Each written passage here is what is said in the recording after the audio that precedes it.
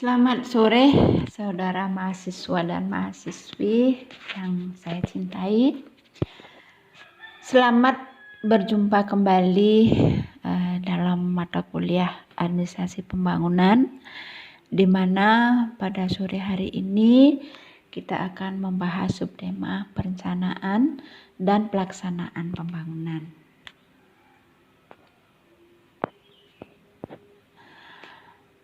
Tentunya kalian sudah mengenal dan mengetahui apa itu pengertian daripada perencanaan atau planning. Nah, di sini kita akan coba membahas apa itu perencanaan. Perencanaan adalah fungsi dasar atau fundamental manajemen karena organizing, staffing, directing, dan controlling pun harus terdahulu direncanakan.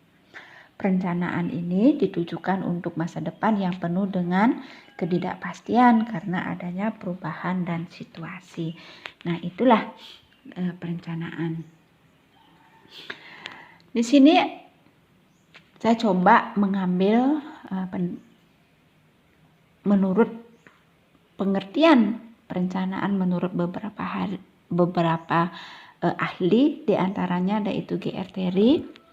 Perencanaan adalah memilih dan menghubungkan fakta dan membuat serta menggunakan asumsi-asumsi mengenai masa datang dengan jalan menggambarkan dan merumuskan kegiatan-kegiatan yang diperlukan untuk mencapai hasil yang diinginkan. Itulah arti perencanaan menurut G.R. Terry. Menurut Lewis Allen, perencanaan adalah menentukan serangkaian tindakan yang mencapai hasil yang diinginkan. Jadi perencanaan merupakan menentukan serangkaian tindakan dengan jalan menggambarkan dan merumuskan kegiatan yang diperlukan untuk mencapai hasil yang diinginkan. Itu menurut Lewis Allen. Nah, dari pengertian di atas dapat ditarik kesimpulan bahwa perencanaan adalah suatu proses yang melibatkan penentuan sasaran atau tujuan organisasi di masa mendatang, memutuskan tugas, serta menyusun strategi menyeluruh untuk mencapai sasaran yang ditetapkan dan mengembangkan hierarki rencana secara menyeluruh untuk mengintegrasikan dan mengkoordinasikan kegiatan. Tentunya pengertian perencanaan itu ahli-ahli yang mengemukakan tentang perencanaan itu tentunya masih banyak, tetapi di sini saya hanya mengutip pendapat dari dua ahli, yaitu menurut G.R. Terry dan Lewis Allen. Selanjutnya, apa itu tugas? Tugas adalah sesuatu yang wajib dikerjakan atau sesuatu perintah yang telah ditentukan untuk dilakukan. Pekerjaan yang menjadi tanggung jawab seseorang, pekerjaan yang dibebankan dan hendaklah dijalankan sesuai dengan fungsi masing-masing. Itulah pengertian daripada tugas. Di sini ada ahli juga berpendapat bahwa tugas menurut Federal adalah suatu situasi kerja yang variabel membantu menentukan kekuatan seorang manajer. Itulah pengertian daripada tugas yang dikemukakan oleh Federal. Dari pengertian tersebut di atas, maka tugas adalah suatu perintah yang telah ditentukan untuk dilakukan. Tugas dimaksudkan kegiatan apa yang harus dikerjakan dengan tujuan dimaksudkan nilai-nilai yang diharapkan untuk diperoleh atau diadakan.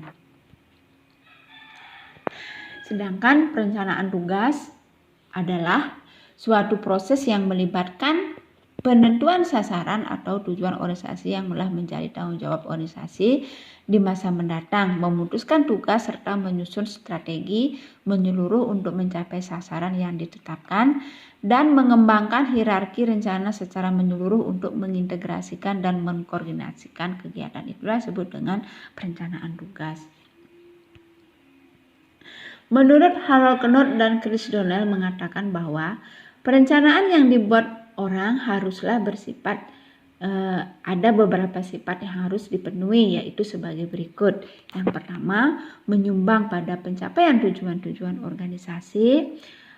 Kedua, merupakan dasar tolak fungsi manajemen yang lain, yaitu organisasi pengarah, koordinasi, dan pengawasan. Dan yang ketiga, merupakan fungsi dari setiap orang yang berada dalam organisasi, baik horizontal maupun vertikal. Efisiensi artinya bila dilaksanakan, rencana tersebut dapat mencapai tujuan secara berhasil dengan biaya yang sekecil-kecilnya. Alasan perlunya perencanaan, di sini ada 2 alasan mengapa perencanaan itu perlu. Yang pertama, protective benefit, dan yang kedua adalah positive benefit. Protective benefit adalah merupakan yang dihasilkan dari pengurangan kemungkinan terjadinya kesalahan dalam kemampuan keputusan, yaitu protective, memproteksi, melindungi. Itulah yang sering kita dengar dengan protective. Dan yang kedua adalah positive benefit, yaitu merupakan dalam bentuk peningkatan sukses pencapaian tujuan organisasi. Nah, bagaimana kita bisa meningkatkan sukses pencapaian tujuan organisasi dalam bentuk positif benefit ini. Kita akan bahas beberapa manfaat dari perencanaan. Perencanaan memiliki beberapa manfaat, yaitu yang pertama, perencanaan dapat membantu organisasi untuk menyesuaikan diri dengan perubahan-perubahan lingkungan. Itu yang pertama. Yang kedua, membantu dalam kristalisasi persesuaian pada masalah-masalah utama.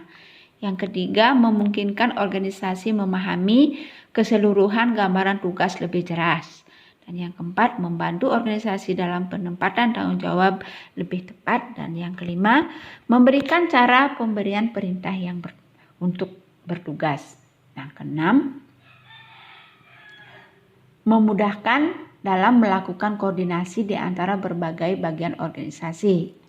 Yang ketujuh, membuat tujuan lebih khusus, terperinci, dan lebih mudah dipahami. Yang kedelapan, meminimumkan pekerjaan yang tidak pasti. Dan sembilan, yang terakhir adalah menghemat waktu, usaha, dan dana. Di samping manfaat, perencanaan juga memiliki beberapa kelemahan. Nah, kita akan bahas kelemahan-kelemahan apa saja yang dimiliki oleh perencanaan. Kelemahan perencanaan yaitu yang pertama, tugas yang tercakup dalam perencanaan mungkin berlebihan pada kontribusi nyata. Nah, itu sudah jelas apa-apa yang ada di rencana itu terkadang tidak sesuai dengan apa yang direncanakan. Realitanya bisa itu berlebih atau lebih, dan juga bisa berkurang kontribusinya kepada kenyataan.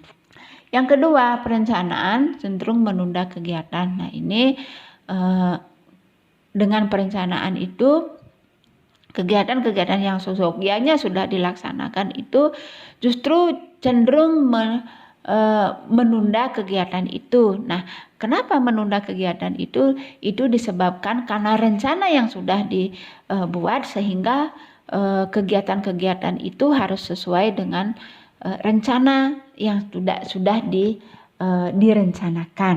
Yang ketiga, kelemahan yang ketiga dari perencanaan yaitu perencanaan mungkin terlalu membatasi organisasi untuk berinisiatif dan berinovatif. Nah, dengan perencanaan ini juga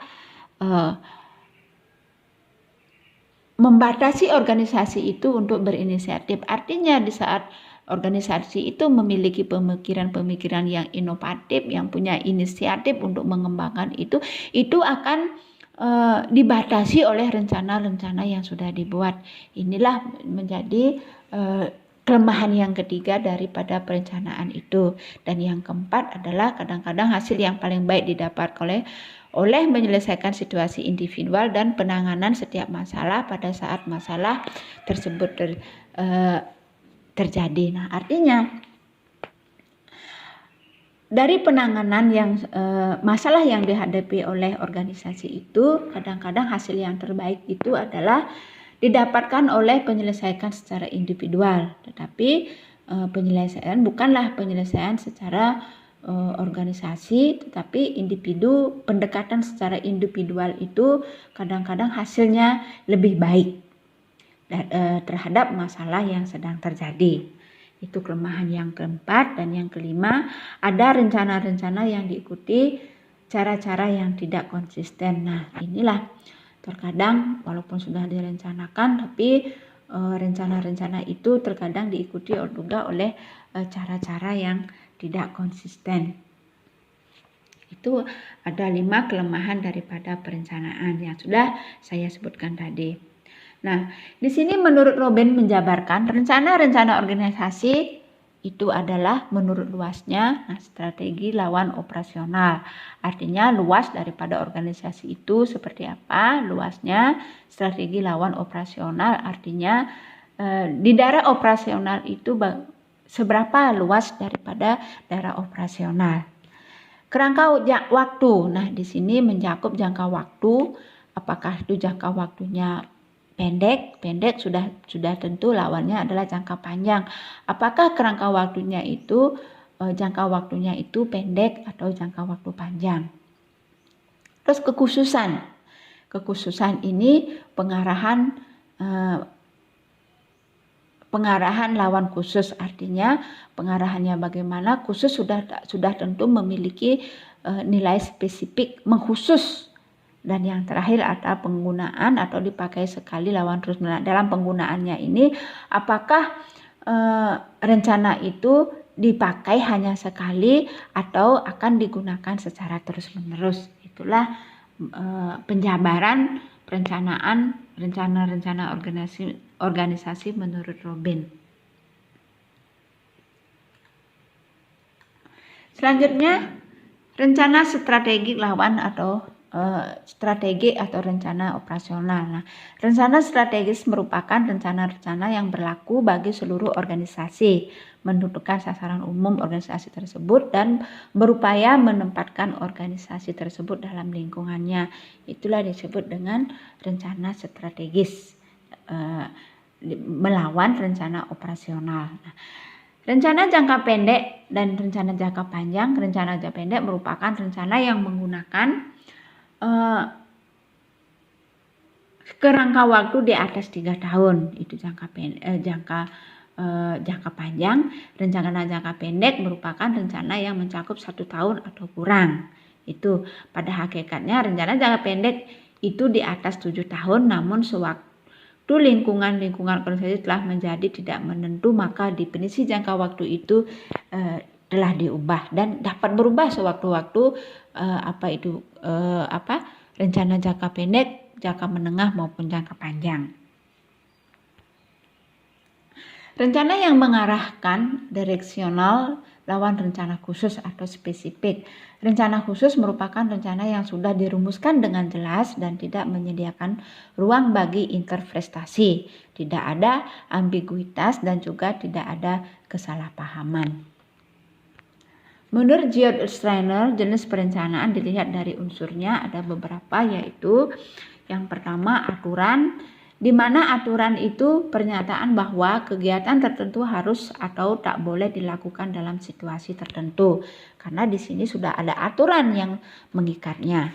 Yang kedua prosedur, yaitu serangkaian perintah yang terperinci untuk menjalankan kegiatan yang berurutan yang sering atau bisa terjadi. Itu prosedur. Apapun yang dilakukan itu harus sesuai dengan prosedur. Anggaran yang ketiga adalah rencana yang dinyatakan dalam angka-angka, biasanya merupakan pernyataan sumber-sumber keuangan yang diadakan untuk melaksanakan kegiatan khusus tertentu atau merupakan pernyataan alokasi sumber daya berbagai kegiatan. Itulah anggaran. Dan yang selanjutnya yaitu program. Program merupakan rencana sekali pakai yang meliputi serangkaian kegiatan dan berisi langkah yang untuk mencapai tujuan. Mereka yang bertanggung jawab untuk tiap langkah yang diambil serta usulan dan waktu langkah tersebut berakhir. Kebijaksanaan ialah pedoman umum yang untuk mengambil keputusan. Nah, itu yang Yang selanjutnya, strategi. Strategi merupakan program yang luas untuk mencapai tujuan organisasi sehingga misi terlaksana. Dan yang selanjutnya, yang terakhir adalah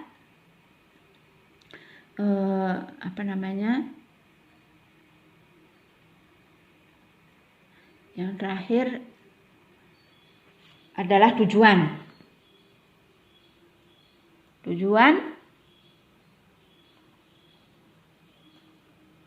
yaitu segala sesuatu yang menjadi arah akhir yang dituju oleh organisasi dengan memanfaatkan rencana satu kali pakai dan atau rencana yang terus-menerus dipakai.